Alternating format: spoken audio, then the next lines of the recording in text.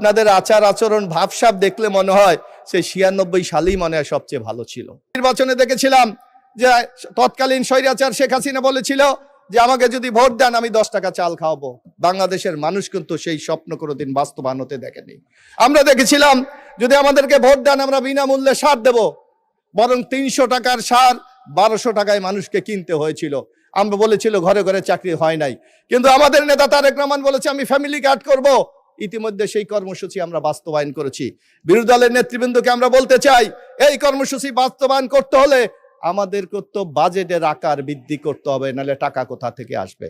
আমরা বলেছিলাম আমরা কৃষক কার্ড দেব, ইতিমধ্যে সেই কৃষক কার্ড বাস্তবায়ন করা হয়েছে। আমরা বলেছিলাম বাংলাদেশের সবচেয়ে অবহেলিত ইমাম মুয়াজ্জিম তাদেরকে আমরা ভাতা দেবো, সেই ভাতা দেওয়া হয়েছে। ইতিমধ্যে এই সরকারের আমি মনে করি আরেকটি আলোড়নের সৃষ্টি হয়েছে, যেটা হলো শহীদ রাষ্ট্রপতি জিয়াউর রহমানের অনুষ্ঠিত খাল কাটা প্রকল্প। ইতিমধ্যে বাংলাদেশে একটি ব্যাপক আলোড়ন সৃষ্টি করেছে এই খাল কাটা প্রকল্প। এমনি ভাবে প্রত্যেকটি বিষয় আমরা জনগণের কাছে যেটা ওয়াদা করেছি সেই ওয়াদাগুলি ইতিমধ্যে 3 মাসে আমরা বাস্তবায়ন করে চলেছি। কিন্তু বিরোধী দলের বক্তব্য যদি শোনেন যে বাংলাদেশটা মানে উচ্ছন্নে যাচ্ছে, ওনারা কেউ কেউ বলে বেশি দিন ক্ষমতায় থাকতে দেবে না। আমরা তো এইভাবে আপনাদের রোল দেখেছিলাম। 91 সালে বিএনপির সাথে ছিলেন, 18টা আসনে জিতে সেই দিন 2 জন মন্ত্রীও কিন্তু পেয়েছিলেন। আবার দেখেন 96 সালে আমাদেরকে ছেড়ে দিয়েছেন, 3 জন থার্ড ক্লাস পেয়েছেন, 3 জন পেয়েছেন। আবার এবার ইলেকশন করেছেন বিএনপির সাথে, আজকে আপনারা কিন্তু বিরোধী দলের আসন অলঙ্কৃত করেছেন। একটু চিন্তা করেন, আওয়ামী লীগের সাথে 96 সালে আন্দোলন করে আপনাদের নেতাদেরকে সম্পূর্ণভাবে প্রতিহিংসা আপনাদেরকে রাজনীতি থেকে সরিয়ে দেওয়ার জন্য আপনাদের নেতাদেরকে কিন্তু ফাঁসি দেওয়া হয়েছিল। প্রতি সপ্তাহে সর্বোচ্চ বার বিকাশ পেমেন্টে 50 জন হবেন পেমেন্ট চ্যাম্পিয়ন। জিতে নিন টিভি সহ আকর্ষণীয় সব প্রাইজ।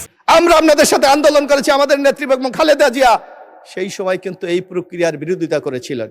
কিন্তু আপনাদের আচার আচরণ ভাবসাব দেখলে মনে হয় সেই 96 সালেই মনে হয় সবচেয়ে ভালো ছিল।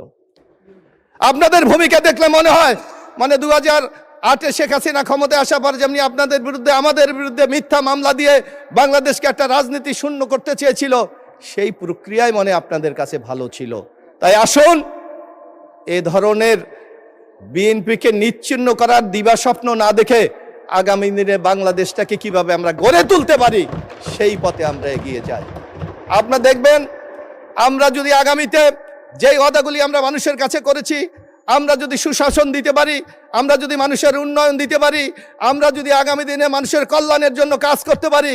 মাননীয় সদস্য 1 মিনিটে শেষ করেন। একটু বাড়িয়ে দেন মাননীয় স্পিকার, আর একটু বাড়িয়ে দেন।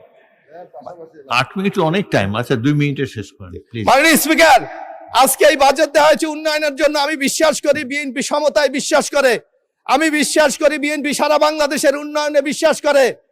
কিন্তু আমি যে এলাকার বাসিন্দা, আমাদের মনে কিন্তু মাননীয় খুব কষ্ট। আপনিও ওই এলাকার বাসিন্দা। আপনি কালকে আমি শুনেছিলাম আপনি বলেছেন যে সব জায়গায় বাজেট দেওয়া হয়েছে, বরিশালের ভোলা বরিশালের ব্রিজে বাজেট দেওয়া হয় নাই।